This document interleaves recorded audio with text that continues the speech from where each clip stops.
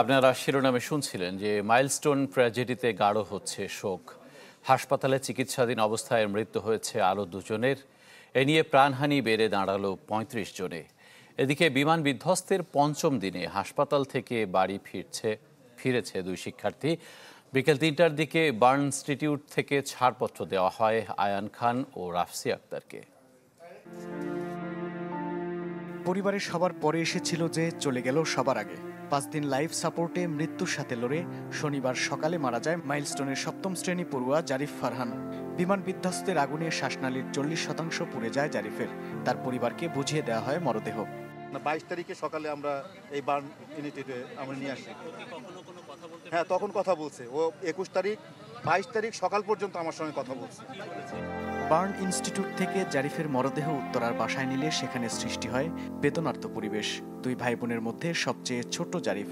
তার মৃত্যুতে সমবেদনা জানানোর ভাষা হারিয়ে ফেলে স্বজন ও এলাকাবাসীরা।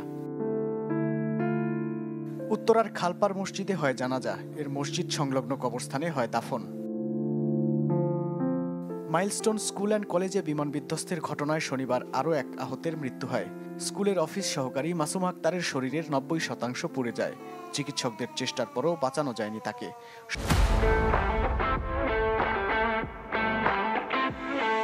স্বজনরা তার মরদেহ নিয়ে যায় মাসুমার গ্রামের বাড়ি ভোলার বোরহান উদ্দিনে। 11:30 বাজে উনি দুনিয়াতে চলে গেছে। আপনারা সবাই মাফ করে দিয়েন। আমি মানসিকভাবে ভাঙ্গা গেছি, আমার 2টা সন্তান। জাতীয় বার্ন ইনস্টিটিউটে ৩৬ জনকে চিকিৎসা দেয়া হচ্ছে। আইসিইউতে আছেন ৪ জন। ছাড়পত্র দেয়া হয় 2 শিশুকে। আর আমি খারাপ খবরের সাথে একটা ভালো খবর আমরা বলি, যেটা গতকালকে কিন্তু আমরা বলেছিলাম যে আমরা কিছু পেশেন্ট ডিসচার্জ করবার জন্য প্রস্তুত। আজকে আমরা 2 জন রোগীকে ডিসচার্জের ডিসিশন হয়ে গেছে। সেই 2 জন রোগী আশা করি আমরা কিছুক্ষণের মধ্যেই তাদেরকে ছেড়ে দিব। এদিকে মাইলস্টোন স্কুল অ্যান্ড কলেজে এখনও দেখা গেছে উৎসুক জনতার ভিড়। দূর দূরান্ত থেকে অনেকে আসছেন দুর্ঘটনাস্থল দেখতে। রোববার ও সোমবার বন্ধ ঘোষণা করেছে প্রতিষ্ঠান কর্তৃপক্ষ। শিক্ষার্থীদের কাউন্সিলিংয়েরও সিদ্ধান্ত নিয়েছে তারা। মাহবুবুর রহমান, চ্যানেল 24, ঢাকা।